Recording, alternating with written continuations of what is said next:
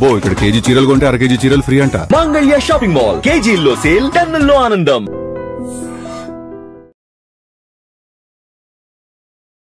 Welcome to iDream's brand new show, Think Again.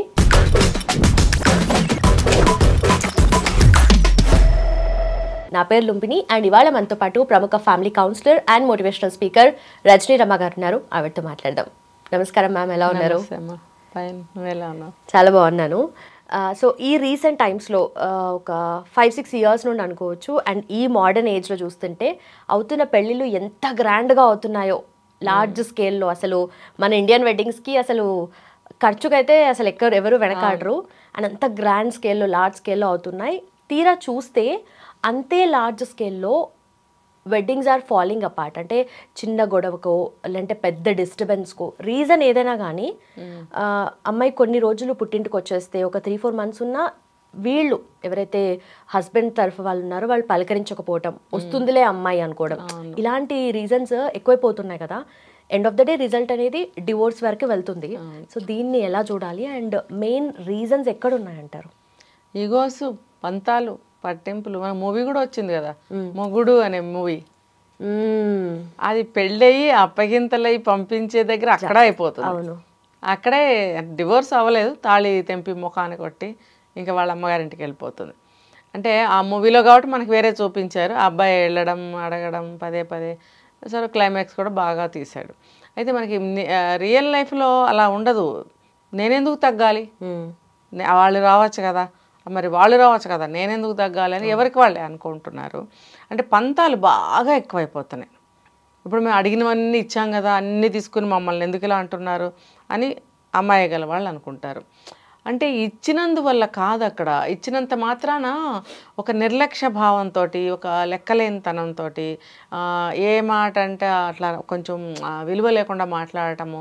వీళ్ళు ఏమని తీసుకుంటారంటే, మేము మగపెళ్ళి వాళ్ళం కదా, మమ్మల్ని అంత ఇర్రెస్పెక్టివ్గా ట్రీట్ చేస్తారా, ఇర్రెస్పెక్టివ్గా బిహేవ్ చేస్తారా.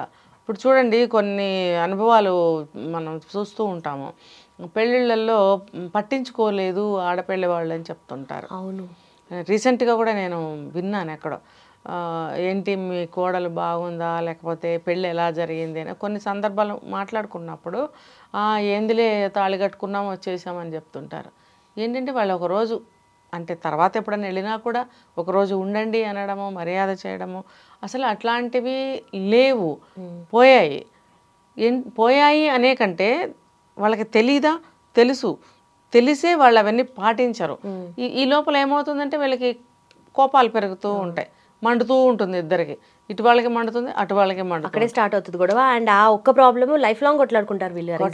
ఇంకొకటి చెప్పనా, ప్రతి తల్లిదండ్రులు అమ్మాయికి చెప్తూ ఉంటారు, ఇది చాలా చాలా చాలా పెద్ద మిస్టేక్.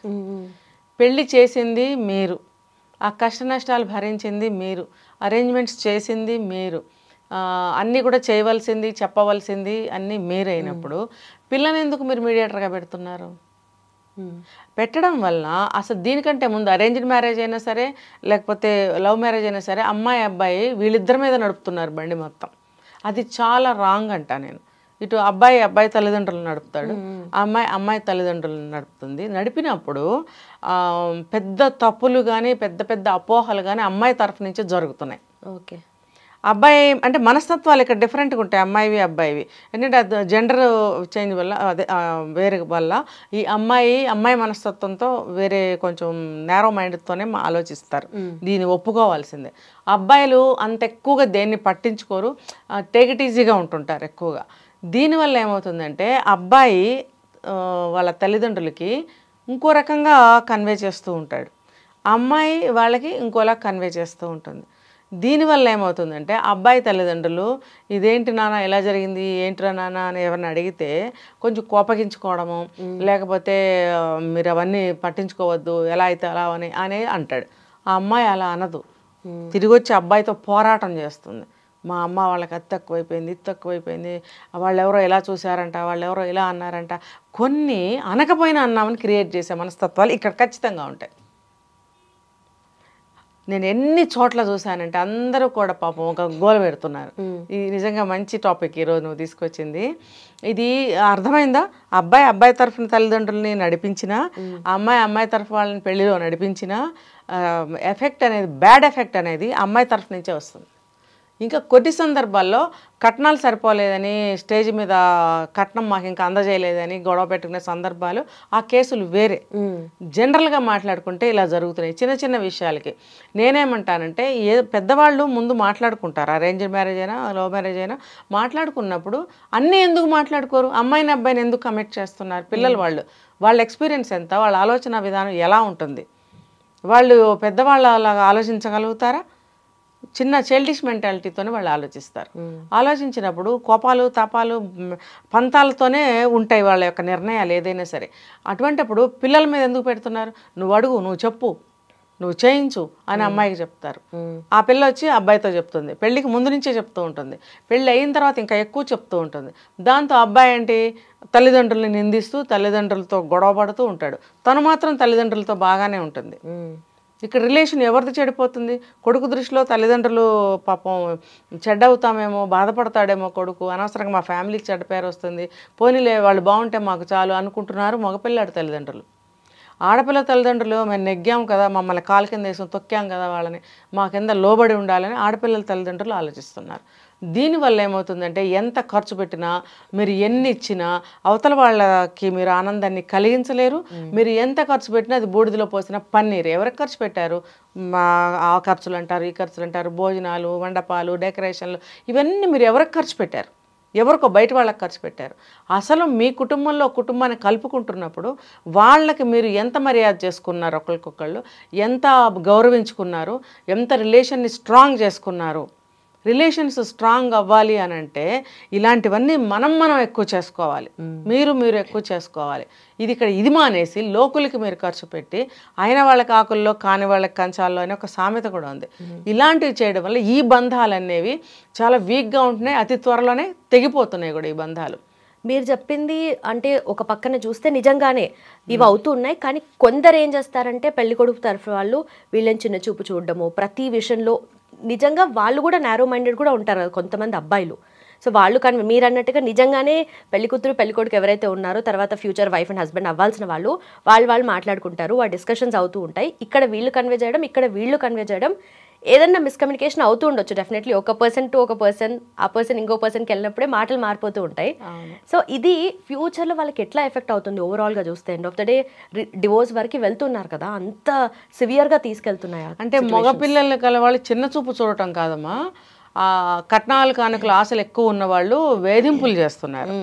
చిన్న చూపు కాదు, ఆ వేధింపుల్లో నుంచి వచ్చినటువంటి గొడవల్లో చిన్నచూపు, హీనభావాలు ఇలాంటివన్నీ ఇంక్లూడ్ చేస్తున్నారు. కానీ వాళ్ళకి మెయిన్ ఉద్దేశం ఏంటంటే ఇంకా ఎక్కువ అదనపు కట్నాలు అలాంటి వేధింపులు మాత్రం చేస్తున్నారో తెలుస్తుంది. కానీ ఎక్కువ శాతం ఇవే జరుగుతున్నాయి.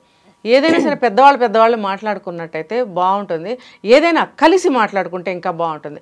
అనుకుని మనం ఇది చేద్దాం, ఇది చేద్దాం, ఇలా చేద్దాం, ఇంతలో చేద్దాము, మన కెపాసిటీని బట్టి పోదాం, ఇలాంటి సంప్రదింపు మాటలు పెద్దవాళ్ళు మాట్లాడుకోవాలి.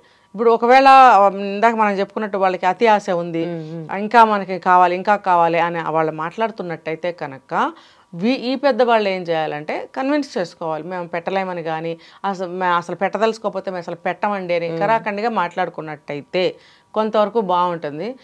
కొన్ని కేసుల్లో అయితే కోడల్ని డైరెక్ట్గా సాధిస్తున్నారు వీళ్ళతో మాట్లాడకుండా. అలా కొన్ని సందర్భాల్లో ఆ కొడుకులు కూడా తల్లిదండ్రులకు సహకరిస్తారు. ఆ కేసులు వేరు, ఆ కేసు వేరు, ఇప్పుడు ఈ కేసు వేరు. ఏమైనా సరే చాలా చాలా దీని మీద ఇన్ఫ్లుయెన్స్ అవుతుంది. ఎందుకు ఆలోచించట్లేరు వీళ్ళు, ఎందుకు ఆలోచించట్లేదు?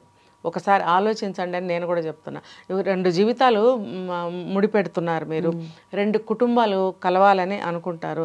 2 కుటుంబాలు కాదు, ఒక కుటుంబం వెనకాల ఎన్ని ఫ్యామిలీస్ ఉంటాయి, ఇంకొక కుటుంబం వెనకాల ఎన్ని ఫ్యామిలీస్ ఉంటాయి. ఒక అమ్మాయి ఒక అబ్బాయికి పెళ్లి చేస్తున్నామంటే ఎన్ని ఫ్యామిలీస్ కలుస్తున్నాయి అక్కడ. 2 కుటుంబాలు ఒకటిగా మనం అంటే మన బంధుబలగం ఇంకా పెంచుకోబోతున్నాం మనం. మరి ఆ ప్రయత్నాలు ఏవి? పెళ్లితో ఉన్న బంధాలు ఊడిపోతున్నాయి. నేను చెప్పేది ఒకటే, మీరు ఒకసారి ఆలోచించండి. మేము ఎంత ఖర్చు పెట్టాం, అంత ఖర్చు పెట్టాం, ఎంత ఖర్చు పెట్టాం, మీరు ఎవరికి ఖర్చు పెట్టారు, ఎంత ఖర్చు పెట్టారు, ఇది ఆలోచించండి. రెండోది, ఎవరికో ఎక్కడో ఎంతో ఖర్చు పెడితే మన సొంత పిల్లల బంధాలు మనం ఏర్పరచుకున్న దగ్గర మనం ఎలా గౌరవించుకుంటున్నాం, మనం ఎంత ప్రేమగా ఇచ్చిపుచ్చుకుంటున్నాం అనేది ఒక్కసారి ఆలోచించండి. మహా అయితే నువ్వు ఒక చీర పెట్టుకుంటావు, నేను ఒక చీర పెట్టుకుంటాను. నువ్వు లోకులకి ఎన్ని లక్షలు ఎన్ని కోట్లు ఖర్చు పెడుతున్నావు అది ఆలోచించు. నువ్వు పెళ్లి సింపుల్గా చేసుకో, ఆ డబ్బంతా నువ్వే మిగుల్చుకో. నువ్వు మిగుల్చుకుంటే రేపు మీ పిల్లలకి నువ్వు చూసుకోవచ్చు. ఇప్పుడు అమ్మాయి గల వాళ్ళకే కదా, అబ్బాయి గల వాళ్ళకి కూడా ఎన్నో లక్షల ఖర్చులు అవుతున్నాయి పెళ్ళిళ్ళకి, సమానంగా అవుతున్నాయి. ఎందుకంటే ఈక్వాలిటీ వచ్చేసింది అన్నింటిలో కూడా. నేను ₹1 పెడితే నువ్వు ₹1 పెట్టాలి. ఇంకా మగపిల్లల వాళ్ళు ఎక్కువ ఖర్చు పెట్టేవాళ్ళు ఉన్నారు ఈ రోజుల్లో. అమ్మాయి వాళ్ళు 1 ఇస్తే వాళ్ళు 4 అన్నట్టుగా తయారయ్యారు. అంటే ఇప్పుడు ఖర్చు వీళ్ళకంటే వాళ్ళకే ఎక్కువ అవుతున్నాయి కొన్ని కేసుల్లో. కానీ ఇద్దరికీ కూడా ఖర్చులు అవుతున్నాయి, ఎవరు కూడా తక్కువ కాదు ఇక్కడ. ఇంకోటి, కట్నాల వేధింపులు, అదనపు కట్నాలు అడగటం అనేది మానుకోవాలి. అమ్మాయి గల వాళ్ళు కూడా ఇవ్వకూడదు.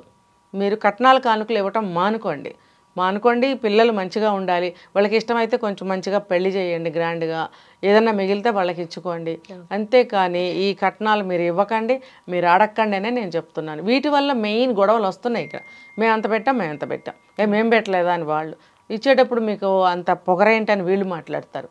ఆడపల్లి వాళ్ళు ఎట్లా మాట్లాడుతున్నారంటే, ఇస్తున్నారు, ఇచ్చిన తర్వాత నువ్వు ఇందాకన్నావే చిన్న చూపు చూస్తున్నారు, ఆ చిన్న చూపు చూడటం మొదలు పెట్టారు అబ్బాయి తల్లిదండ్రులు. అంటే అబ్బాయి తల్లిదండ్రులు సంస్కారం లేని వాళ్ళు, అబ్బాయి తల్లిదండ్రులు చదువుకోని వాళ్ళు, చదువుకున్నా సరే వాళ్ళకి ట్రీట్ చేస్తారు. వాళ్ళకి ఏమీ తెలియదు, వాళ్ళకి మంచివాళ్ళు కాదు, మనస్తత్వం ప్రకారం మంచివాళ్ళు కాదు. అసలు అక్కడ ఏమీ జరగకపోయినా, ఏదో ఒక చిన్నది జరిగినా ఏదో వేధించారు, ఏదో అన్నారు. అసలు ఏది కూడా కారణాలు ఉండవు అక్కడ, గాలి ధూళి అంతే. దానికే అనేసారు, చేసేసారు. అంటే ఎందుకు మీరు పెంచుకుంటున్నారు అసలు విరోధాలని? నేను అందరికీ చెప్తున్నాను, మన తెలుగు రాష్ట్రాల వాళ్ళందరికీ ఇదే మాట చెప్తున్నాను. అసలు ఇంతుంటే అంత చేసుకుంటున్నారు అనమాట. ఇలా చూసిందంటే అలా చూసింది, అలా చూశాడంటే ఇలా చూశాడు. అసలు అలాంటివి వద్దు మనకి. గౌరవం ఎప్పుడైనా సరే ఇవ్వండి, పుచ్చుకోండి, ఏదైనా సరే. ఇప్పుడు ఎవరి ఆస్తి మనకు వద్దు, కట్నాలు మీరు తీసుకోకండి, మీరు ఇవ్వకండి. అప్పుడు ఏ గొడవలు రావుగా. అప్పుడు కూడా ఈగోస్కే పోతున్నారు. నువ్వు పలకరిస్తే నేను పలకరిస్తా, నేను పలకరిస్తే నువ్వు పలకరించు. అంటుకోకుండానే దూరంగానే ఉండే కుటుంబాలు లక్షల్లో ఉన్నాయి. దానివల్ల ఏమవుతుందంటే, నువ్వు అడిగిన క్వశ్చన్ అది. దీని ప్రభావం ఎలా ఉంటుందంటే, 2 కుటుంబాలు ఒకటే అవ్వాలనే ఉద్దేశము నెరవేరకుండా 2 కుటుంబాలు విడిపోయి ఎవరికి వాళ్ళు ఎలాగా ఉంటున్నారు. ఎలాగోలా అమ్మాయి అబ్బాయి కాపురం చేస్తే కూడా కొంతకాలానికి వాళ్ళు కూడా సవ్యంగా ఉంటారా ఉండరా అనేది తెలియకుండా పోతుంది. కాబట్టి ఆలోచించండి. మీరు ఏది చేసినా సరే దాన్ని ఒక క్రమ పద్ధతిలో చక్కగా సంప్రదించుకుని ఆలోచించుకుని, పెళ్ళనే కాదు ఏ వ్యవహారం అయినా సరే పెద్దవాళ్ళు చక్కగా వాళ్ళకి ఒక ఆలోచన ఉంటుంది, ఒక స్టాండర్డ్స్ ఉంటాయి, ఆ ప్రకారంగా వెళ్ళమని నేను చెప్తున్నాను. Okay ma'am, thank you so much.